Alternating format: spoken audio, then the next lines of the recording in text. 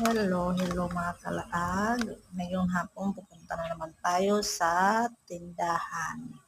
Punta na naman tayo sa market. Ano, ang ganda-ganda ng panahon, di ba? So, maganda lang po siya pag mainit. Pero pag maulan ako, wag na lang kasi sobrang putik niya. So, dito tayo dadaan sa gilid ng pension house. Kaya,